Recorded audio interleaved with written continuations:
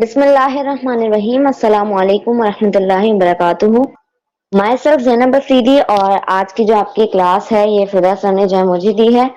तो आगे कंटिन्यू करेंगे। उम्मीद है आपको काफी जो है नई चीजें सीखने को मिलेंगी और जो चीजें नहीं पता होंगी वो सीखने में और ज्यादा इंटरेस्ट होगा तो और भी ज्यादा मजा आएगा। तो आई थिंक हमारी आज की इस क्लास को कंटिन्यू करते हैं। तो आज जो चीज मैं आपको बताऊंगी जिसके बारे में, जिस टॉपिक के बारे में, तो वो एक टूल है। टूल कह लें, इंडिकेटर कह लें, दोनों कह लें, लेकिन बेसिकली ये एक टूल है। जो हम चार्ट पे ड्रॉ करना भी सीखेंगे, वो किस लिए ड्रॉ करते हैं और ड्रॉ करने के बाद उसे देखेंगे कि उसमें हमें क्या क्या चीजें पता चलेंगी। तो जो टूल है उसका नाम है पिच फोर्क। ज्यादातर लोगों ने ये नहीं सुना होगा क्योंकि ये इतना ज्यादा जो है इसकी अवेयरनेस नहीं है, लेकिन जिन लोगों को पता होगा ऑलरेडी तो उनको जो है और भी ज्यादा क्लियर हो जाएगा। तो ये टूल जो है ये आपके चार्ट में है, किसी भी ट्रेडिंग चार्ट, जो भी कोई ट्रेडिंग चार्ट आप यूज करें ब्रोकरेज का, वहां पे आपको साइड पे जो टूल बार है ये आपके पास शो हो रहा होगा। इस पे सेकंड नंबर, थर्ड नंबर पर, सॉरी, थर्ड ऑप्शन में है पहला पिच फोर्क। यहाँ पे 5 किस्म के पिच फोर्क हैं। फर्स्ट है फिर शिफ्ट पिच फोर्क है, इसके नीचे 5 लगातार हैं। लेकिन आज जो है हमारी एक लेक्चर है तो एक मुस्तकिल टाइम का ही है, तो यहाँ पे हम आपको कोशिश करेंगे इसमें जो है फर्स्ट ऑप्शन पहले शुरू करते हैं, यहाँ से बताते हैं पिच फोर्क। तो इसके बारे में पहले यहाँ पे ड्रॉ करने से पहले काफी लोगों का ये क्वेश्चन उनके माइंड में भी होगा कि ये हम क्यों ड्रॉ करते हैं, पिच फोर्क को बनाने का मकसद क्या है अपने चार्ट के ऊपर। तो जैसे कि कोई ट्रेंड होता है, एक अप ट्रेंड है, एक डाउन ट्रेंड है, या एक साइडवेज ट्रेंड कह लें, जो अभी आपके सामने केएससी के ऊपर भी है। ये टूल हम ट्रेंड ट्रेडिंग के लिए लगाते हैं कि जो ट्रेंड चल रहा है उस ट्रेंड के ऊपर हमें ट्रेडिंग कैसे करनी है। तो इस टूल को लगाने का सबसे बड़ा जो मकसद है वो यही है कि जो ट्रेंड चल रहा है हम उस ट्रेंड के साथ ट्रेडिंग कैसे करें। तो ये हम यहाँ पे ड्रॉ भी करेंगे और मार्केट पे भी करेंगे, स्क्रिप्ट वगैरह पर भी देखेंगे, तो फिर आगे देखते हैं। तो पहली जो चीज है, इसको लगाते इसलिए है कि हमें ट्रेंड देखना है, और दूसरी चीज इसमें हमें जो सपोर्ट और रेजिस्टेंस होती है वो भी देखने को मिलेंगे। एक स्ट्रॉन्ग सपोर्ट, हाईज, लोज, हर एक चीज जो है इसके अंदर आपको मर्ज मिलेगा। हर एक चीज, सपोर्ट रेजिस्टेंस हो गई, टॉप्स बॉटम्स हो गए, उसमें बाय कैसे करना है, एग्जिट कहाँ पर करनी है, तो ये सारी चीजें जो है इस एक ही टूल के अंदर फराहम होंगी। तो इसका भी यहाँ पे चार्ट पे लगाना कैसे है वो भी हम देख लेते हैं।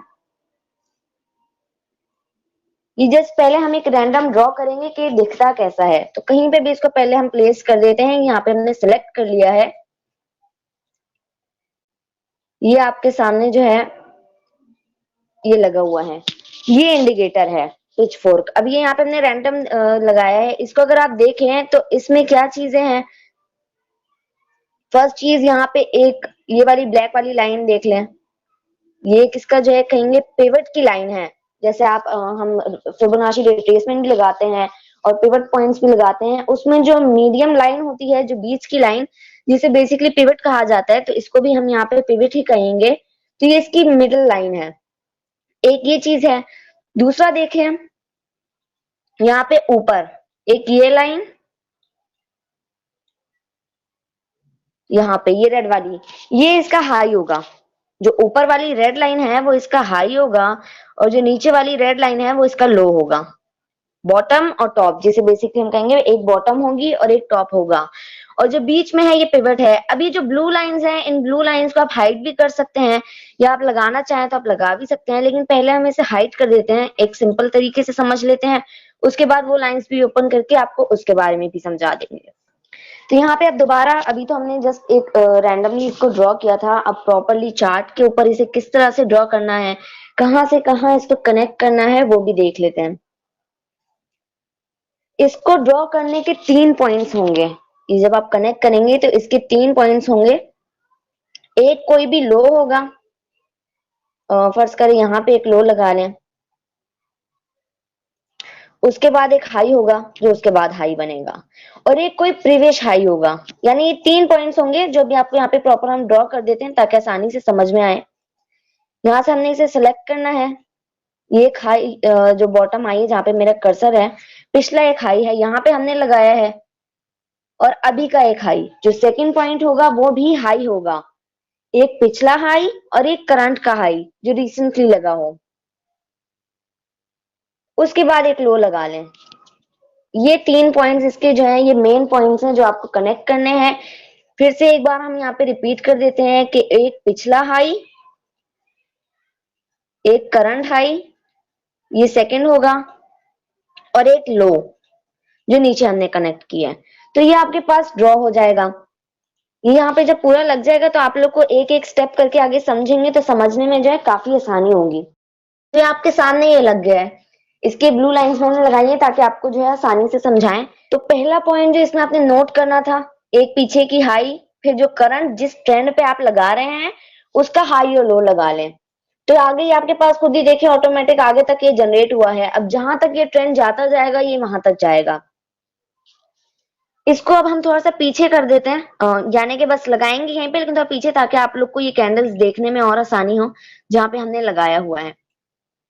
ऐसे ये इसके अंदर आ गया। अब ये जो आपके सामने हमने लगाया है ये हमें क्या बता रहा है? वही चीज हमने पहले कही कि ये जो बीच की लाइन है ये पिवट लाइन है, यानी इसकी मीडियम लाइन है। ये लाइन हमारा क्या काम करेगी? ये लाइन जो है ये हमारी सपोर्ट भी है और रेजिस्टेंस भी है। एक स्ट्रॉन्ग सपोर्ट भी है और एक स्ट्रॉन्ग रेजिस्टेंस भी है। जैसा कि यहां से जब नीचे से उठेगा इस रेड लाइन से कोई भी स्क्रिप्ट हो तो वो यहाँ पे आके पहले रेजिस्ट होगा, क्योंकि ये उसके ऊपर है तो ये इसकी रेजिस्टेंस होगी। लेकिन जब वो इस रेजिस्टेंस को ब्रेक कर देगा, जैसे यहाँ पे इसने ब्रेक किया हुआ है जहाँ पे मेरा कर्सर है, इसके बाद वो इसकी सपोर्ट है। अगर वो वापस यहाँ पे आके सपोर्ट लेगा तो फिर ये कंफर्म है कि वो ऊपर जाके दोबारा अपनी ब्लू लाइन को रेजिस्ट कर सकता है और फिर रेड लाइन तक भी जा सकता है। तो जो बीच की लाइन है पिवट लाइन, ये इसकी मेन लाइन है जो इसकी सपोर्ट का काम भी करेगी और जो इसकी रेजिस्टेंस का काम भी करेगी। तो आई थिंक यहाँ तक तो आप लोग को क्लियर हो गया होगा कि इसे लगाना हमने कैसे है। तो ये आपके सामने एक और हमने जो है KC100 इंडेक्स का ही चार्ट है और ये दूसरा ये पिच फोक आपके सामने लगा हुआ है। ये जो हमने ड्रॉ किया है ये पहले हम बता देते हैं कहाँ से कहाँ ड्रॉ हुआ है। इसको हमने यहाँ पे ड्रॉ किया था। ये एक हाई थी, इस ट्रेंड की हाई है और साथ ही एक ये लो है। ठीक है, ये थोड़ा पीछे चार्ट करने लगा दिया ताकि आप लोग को जो है समझाने में आसानी हो कहाँ से रेजिस्ट कर रहा है कहाँ से सपोर्ट ले रहा है। ठीक है, तो ये आपको क्लियर हो गया। यहाँ पे भी हमने वैसे ही किया है, एक पिछली हाई है उसके बाद एक लो है और उसी ट्रेंड की फिर जो आगे हाई बनी है वो हमने यहाँ पे ऊपर इसके साथ कनेक्ट की है। तो इसको आप देख लें, इसकी जो मीडियम लाइन है जो पिवट की लाइन है उससे ये कई बार यहाँ पे देखें तो सपोर्ट ली है और सपोर्ट लेके फिर ऊपर वापस जैसा हमने बताया उधर कि फिर ये जो बीच वाली लाइन है इससे रेजिस्ट हो सकता है और उसको रेजिस्ट करके फिर ऊपर वाली लाइन तक भी जा सकता है।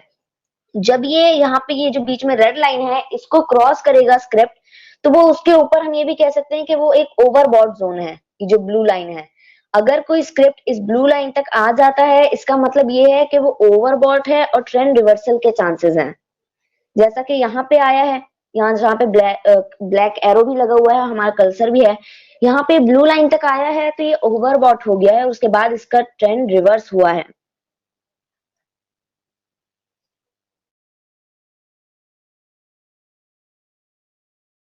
ट्रेंड रिवर्स हुआ है उसके बाद ये जो इसकी पिवट की लाइन है इसने इससे ब्रेक डाउन भी दिया है। यहाँ पे अगर इसको हम जूम करें और देखें तो यहाँ पे इसके नीचे इसने ये रेड वाली कैंडल क्लोज की है, लेकिन क्लोज करने के बाद नेक्स्ट डे उसने उसको कंटिन्यू नहीं किया, बल्कि नेक्स्ट डे जो ग्रीन कैंडल है उसकी क्लोजिंग उससे ऊपर दी, यानी वहां से सपोर्ट लेके ये उठ गया आगे ऊपर, फिर ये रेड लाइन तक गया है, फिर वापस नीचे आया, यहाँ पे इसने सपोर्ट ली है, फिर ऊपर गया है। तो इस तरह से जो है ये इसकी पिवट लाइन जो है ये वर्क करती है।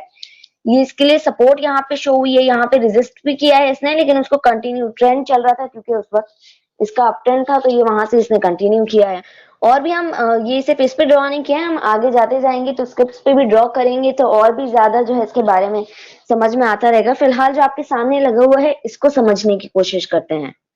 जैसे कि ऊपर वाली ब्लू लाइंस है, बीच वाली लाइन तो पिवट लाइन है जो आपको समझ में आ गई होगी कि ये सपोर्ट का काम भी करेगी और रेजिस्टेंस का भी काम करेगी, यानी जो इसका ट्रेंड का आप इसको कह लें कि एक जोन बना हुआ है, इसी जोन में स्क्रिप्ट जो है या मार्केट जो है उसने वर्क किया है।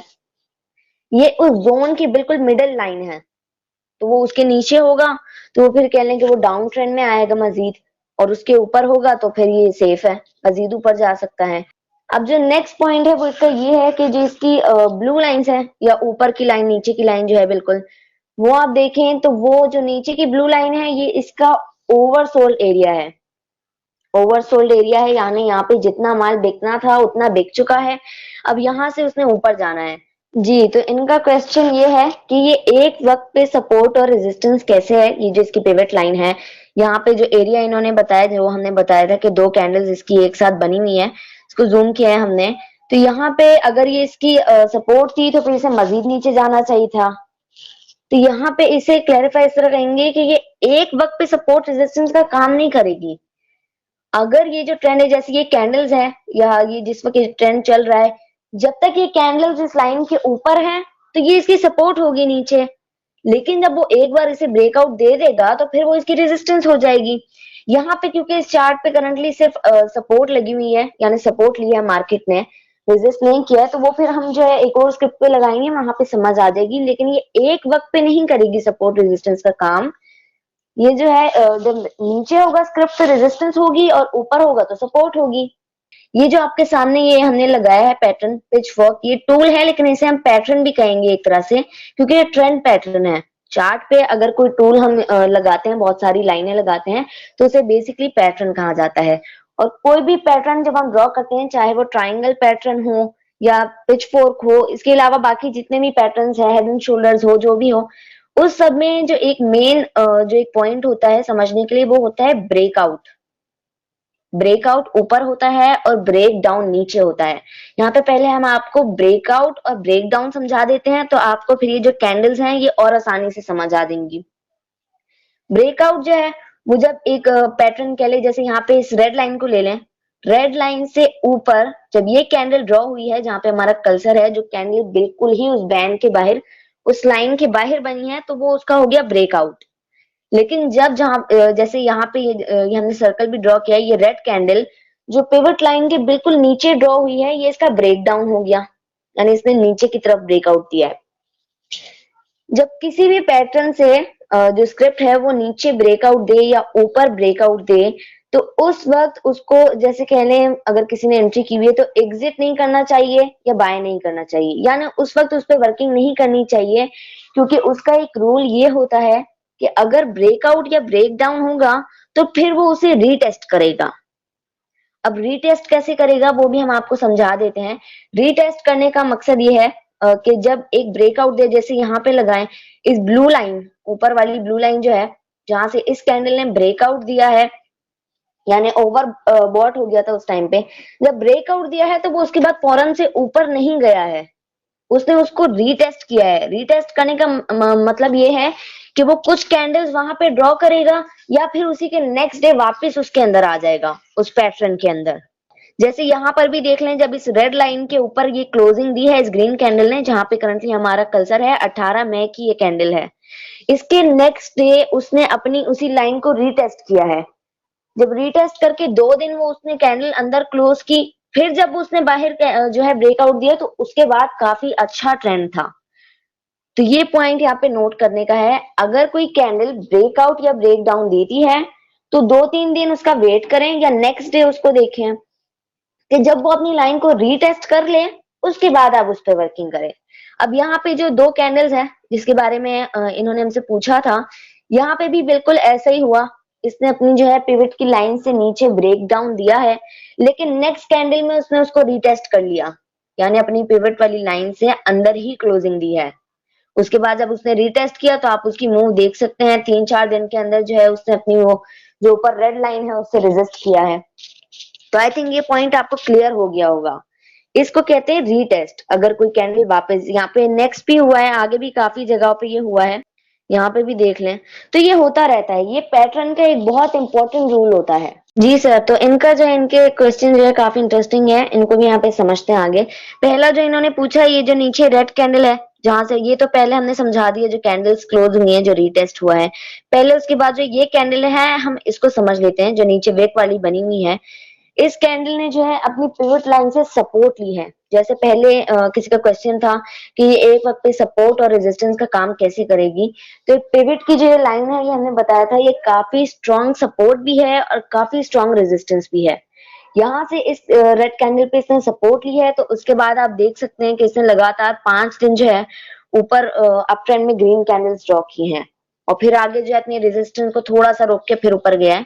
तो ये जो नीचे विक बनाई है ये काफी अच्छा साइन था। यहाँ पे जो इस कैंडल जनरेट हुई है काफी अच्छी कैंडल थी क्योंकि इसने अपने पिवट पॉइंट से सपोर्ट ली थी। अब जो ऊपर वाली कैंडल्स हैं, जो ऊपर हमने सर्कल बनाया है, जो इन्होंने कहा है कि यहाँ पे अगर हम रुक जाते तो फिर उसके बाद 4 दिन जो है मार्केट नीचे आई थी, काफी लॉस हो गया था।